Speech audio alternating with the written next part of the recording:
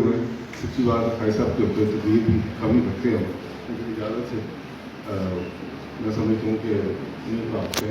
बहरहाल मेरे भाई प्रोफेसर फैसल मंगलूर साहब, प्रोफेसर खान साहब, चीफ गेस्ट ख्वाजा मोहम्मद आसिफ साहब, सलमान गनी साहब, साजिद अली साहब, ख्वाजा मोहम्मद सैन खतीब साहब, मेरे दोस्त सगीर साहब जो पूरा कश्मीर से मोहसिन साहब, अजीज दोस्तों साथियों का सलाम। टाइम भी बड़ा कम है, कोशिश करेंगे जल्दी बात खत्म करेंगे। कब अश्क बहाने से कटी है शब हिजरा, कब अश्क बहाने से कटी है शब हिजरा, कब कोई बला सिर्फ दुआओं से करे।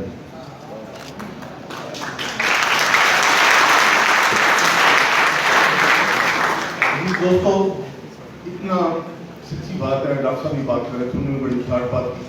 हम इतना इस पर बोल सकते हैं कि मेरा ख्याल है कि 2-4 घंटे भी बोलना पड़े, हमारे पास इतना मवाद है, हमारे दिलों में, हमारे वालिदैन ने जो राज हमें बताए थे वो आप तक दफन, वो राज जो उन्होंने बताए थे वो आज तक दफन। और जिस तरह जुल्म और बर्बरियत जंगों में लोगों के साथ हुई, जिस तरह आरएसएस ने लोगों के साथ बर्ताव किया, वो जो दुनिया की सबसे बड़ी जमहूरियत बनी फिरती है हिंदुस्तान, उसने जिस तरह आज भी वहां इतनी गुर्बत है, मुझे समझ नहीं आती कि वो क्यों लोगों को दबाए हुए हैं कि वहां टॉयलेट में भी एक फिल्म बनानी पड़ी है। बॉलीवुड क्या हॉलीवुड क्या उनका, बॉलीवुड क्या नाम उनका, जो उनका सिनेमा है, जो उनका एक्टर है, उनको 70% लोगों के पास टॉयलेट नहीं है यूज करने के लिए, ये हालत है उनकी। और कई गांवों में इश्तिहार लगे होते हैं कि जिस आजाद की जरूरत हो बराए हो यहाँ मिल सकता है, लेकिन बाहर की दुनिया में मुझे ये समझ नहीं आती कि उनका चेहरा क्यों लोगों को नजर नहीं आता। मैं वो तफसील बयान करूं तो आप यकीन करें, सबसे ज्यादा बच्चे माओं के पेटों में हिंदुस्तान में मरते हैं, ये भी हिस्ट्री है, और सबसे ज्यादा रेप भी वही होते हैं पूरी दुनिया में। लेकिन ये बात पता नहीं दुनिया को क्यों नजर नहीं आती। टाइम शार्ट है, मैं समझता हूं कि अक़वाम मुत्तहिदा 24 अक्टूबर 1945 को वजूद में आया। बाकी बात डॉक्टर साहब ने कर दी, मैं उस तफसील में नहीं जाना चाहता कि बार बार एक बात को दोहराते फिरे। अक़वाम मुत्तहिदा का असल बनाने का ये था कि ये जहाँ जुल्म हो, जहाँ ज्यादती हो, जहाँ बर्बरियत हो, वहाँ ये अपनी फौज उतारे, दुनिया को बुलाए और इंसाफ से काम लें। उसके साथ सेहत और तालीम के मामला थे जो उन्होंने करने थे। मशरकी तैमूर और सूडान में 24 साल के बाद उनको आजादी मिल गई सिर्फ इसलिए कि वो मसीही थे। मैं यहाँ ये बात करना नहीं चाहता था, लेकिन ये मजबूरन ये बात करनी पड़ रही है कि हम 70 साल से रोज मरते हैं, रोज जीते हैं। दुनिया में इतना लंबा कर्फ्यू कभी किसी जगह नहीं हुआ। और वहां की अदालतें, हमारे एक साहब परसों की बात है, बकरे बजा रहे थे कि हिंदुस्तान के सुप्रीम कोर्ट ने वो खत्म कर दिया है कर्फ्यू उनका, तो बड़ी समझते थे कि मैं अर्ज करूं, इससे पहले अफजल गोरू का मुकदमा उसी सुप्रीम कोर्ट में था, और सुप्रीम कोर्ट ने अपने फैसले में लिखा है कि हम ये शख्स बेगुनाह है, इस शख्स ने कोई जुर्म नहीं किया, लेकिन सिर्फ और सिर्फ हिंदुस्तान के लोगों को राजी करने के लिए हम इसको सजाए मौत देते हैं। हम उस कोर्ट में बात करते हैं और उस कोर्ट की बात करते हैं। मुझे एक वाक्य याद है, काजी फायजी साहब की अदालत में, समझने वाले समझ जाएंगे, एक वकील साहब पेश हुए, साथ उनके वकील थे, तो वकील साहब ने जाते ही बहस शुरू कर दी। वकील ने 2 बार टोका, क्योंकि वो बहस दूसरी पार्टी, एक खतून थी मुकदमाबाज और एक वो मर्द था, वो बहस खतून की तरफ से कर रहे थे, लेकिन वकील साहब मुतवातर बहस किए जा रहे थे। आधे घंटे के बाद जब बहस खत्म हुई तो जज साहब ने पूछा, वकील साहब आप किसके वकील हैं? तो वो वकील साहब कहने लगे मैं खातून का वकील हूँ। उन्होंने कहा आपने वकालतनामा मर्द की तरफ से लगाया है, इसलिए मैं आपको 20,000 रुपये जुर्माना करता हूँ।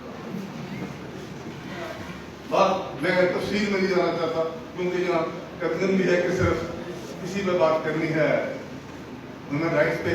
तो ह्यूमन राइट्स की बात यह है कि मैं समझता हूँ कि एक बाद लोग इसको पूरी दुनिया में हम पिछले दिनों एक अखबार का एलान में पढ़ रहा था, वहां एक सऊदी अरब का बड़ा मुफक्कर, मुझे नाम भूल गया, मैंने सुबह कोई तलाश करने के लिए नाम नहीं मिला।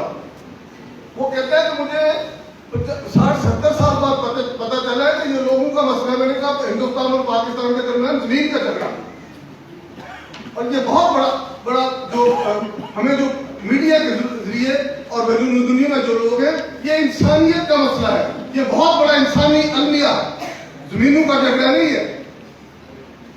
शायद हम ये बात दुनिया को बता ही नहीं सके, और उसकी मैं आपकी वसातत से अर्ज करता चलूं कि बिल्कुल मैं समझता हूं पाकिस्तान कश्मीरियों का वकील है, अच्छी एडवोकेसी कर रहे हैं, जो भी बन पड़ता है करते हैं, लेकिन इसके साथ साथ कश्मीरियों को भी एक फरीक की हैसियत से जो मजलूम बता सकता है, वो उस वकील कभी नहीं बता सकता।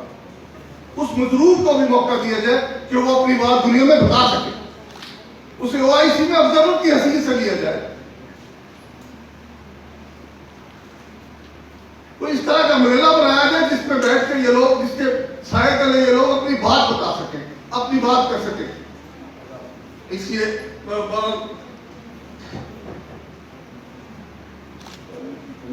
मैं एक अर्ज करता चलूं, यूनिवर्सिटी वालों से मेरी गुजारिश है, प्रोफेसर मंजूर साहब बैठे हुए, कि कश्मीर पे स्टूडेंट्स को कम से कम 15 मिनट का रोज लेक्चर जरूर दिया करें कि कश्मीर है क्या, इसकी हिस्ट्री क्या है, ये असल डिस्प्यूट क्या था, कहां से शुरू हुआ और कैसे इसको हल किया जा सकता है। हल की तरफ अल्लाह करेगा इंशाल्लाह। हम मायूस नहीं है, बहुत लोग मायूसी की बातें करते हैं, हम मायूस नहीं है।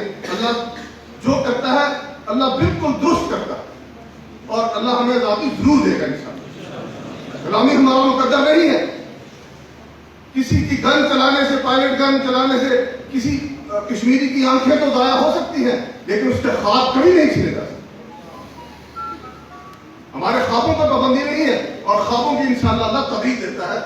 मैं मीडिया वालों से मेरी गुजारिश है कि ये जो टीवी का सिलसिला है, हम इंतहाई मशहूर हैं, हमारे पास अल्फाज ही नहीं है कि आपने जिस तरह कश्मीरियों की बात को दुनिया में बताया, एक जगह, इस मीडिया की वजह से, सोशल मीडिया की वजह से, इलेक्ट्रॉनिक मीडिया की वजह से, प्रिंट मीडिया की वजह से, मैं समझता हूं कि इस पर हम जितना भी इनका शुक्रिया अदा करें वो इतना ही कम है। लेकिन इसके साथ साथ मकबूजा कश्मीर में ये टीवी नहीं देखा जा सकता। मकबूजा कश्मीर में सोशल मीडिया भी बहुत कम खुलता है। किसी का गवर्नमेंट का कोई वाईफाई चलती हो तो कोई सिलसिला कोई जोड़ के साथ कर लेता है। इसके लिए रेडियो को मुतहरिक, क्योंकि आप तस्वीर तो नहीं लेकिन आवाज तो पहुंचा सकते हैं।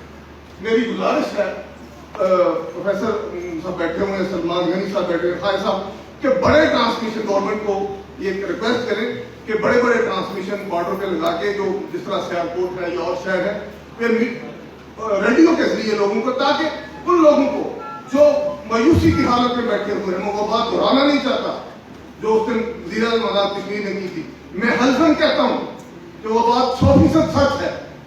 क्योंकि मकबूजा कश्मीर के कोटे पे हमारे आजाद कश्मीर में स्टूडेंट पढ़ने आते हैं, उन स्टूडेंट्स ने ये बात बताई है, यानी शाहिद है वो,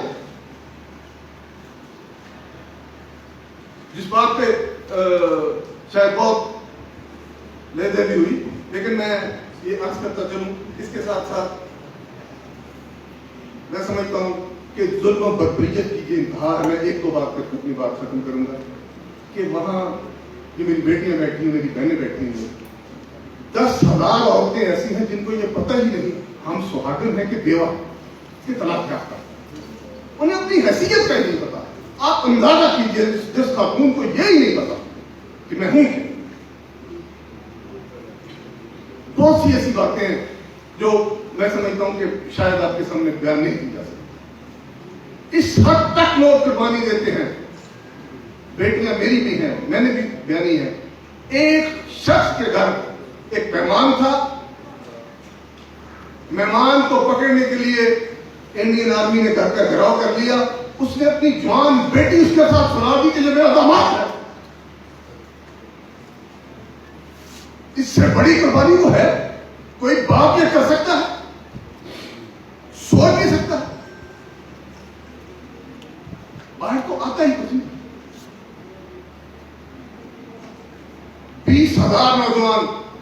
لڑکے بتا رہے تھے کہ 20,000 سے 30,000 کے درمیان نوجوان گرفتار کے ہندوستان کی مختلف جیلوں میں ڈال دیے گئے، پتہ ہی نہیں وہ واپس آئیں گے کہ نہیں آئیں گے۔ یعنی اس قدر ظلم اور زیادتی، اور پھر بہرحال مجھے حکم بھی ہے پیچھے سے جلدی بات کو ختم کرنا ہے۔ میں آپ سے ایک التماس کے ساتھ آپ سے گزارش ہے کہ ان کشمیریوں کے لیے دعائیں بھی کریں، لیکن ساتھ دعا کو بھی کریں۔ مذمت بالکل ٹھیک ہے، لیکن جب تک مرمت نہ ہوگی، جب تک ہم اس چیز کو، میں نہیں سمجھتا کہ جنگ کسی بات کا حل نہیں ہے، لیکن ایک بات میں معذرت کے ساتھ کروں گا کہ اس کے بغیر معاملات بھی ٹھیک نہیں ہوتے۔ اگر یہ حل نہیں ہے تو یہ کیا ضرورت تھی بنانے کی؟ یہ سارا ضروری نہیں ہے کہ خدا نخواستہ کوئی تباہی کا بندوبست کیا جائے، لیکن بات کو کم از کم اس جگہ تک لے جایا جائے کہ لوگ اس مسئلے کو سمجھنے کی کوشش کریں، پوری دنیا کی توجہ یہاں ہو۔ جب لوگوں کی توجہ ہوگی تو پھر انشاءاللہ یہ مسئلہ بھی حل ہو جائے گا۔ میں آخر میں اس دعا کے ساتھ کہ ہم کمزور ہیں لیکن میرا اللہ کمزور ہے،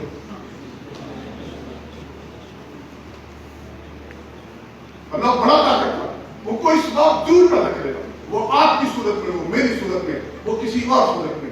انشاءاللہ کشمیریوں کو آزادی ملے گی تو ڈاکٹر صاحب کی بات میں بڑھاتا چلوں کہ کوئی فارمولہ نہ استعمال، خدا اس میں جو 70 سال سے پس رہے ہیں ان کو ضرور شامل کیجیے، آپ ان کی بات ان کے ذریعے سے بات کیجیے۔ آپ پاکستان جو بھی کرے گا، میں سمجھتا ہوں اگر پاکستان کے جھنڈے میں دفن ہونا ہم اپنا مقدس سمجھتے ہیں اور اپنے لیے آزاد سمجھتے ہیں، تو پاکستان کی بات ماننا بھی ہم اپنے لیے آزاد سمجھتے ہیں، لیکن اس میں کشمیریوں کو ضرور شامل کریں۔ میں اجازت چاہتا ہوں، کوئی سخت بات ہو گئی ہو، اور میڈیا والوں کو بہت شکریہ۔ میں اسٹوڈنٹس کا جو یہ واٹس ایپ پہ کرتے ہیں، آپ سے گزارش ہے میری بیٹیوں سے کہ اس کو واٹس ایپ کو زیادہ سے زیادہ استعمال کریں، اور جس جگہ تک آپ کا پیغام پہنچ سکتا ہے، آپ کے عزیز و اقارب کو، اسپیشلی جن کے عزیز و اقارب پوری دنیا میں ہیں، وہ وہاں ہندوستان اگر پسندہ آزاد ان کا کٹ کر سکتا ہے تو میرا خیال ہے ہم بھی کسی سے کم نہیں ہے۔ ان کو بھی اویئرنیس دیں، اپنے عزیز رشتہ داروں کو بھی، کہ وہ بھی جہاں بھی دنیا میں ہیں وہ کشمیر کے معاملے کو، کشمیر کے ایشو کو پوری قوت سے اٹھائیں، جہاں بھی کوئی پروٹیسٹ ہو وہاں شامل ہوں، اور جس حد تک جایا جائے میرا خیال ہے جانا چاہیے۔ بہت شکریہ، اللہ میرا اور آپ کا حامی ناصر ہو۔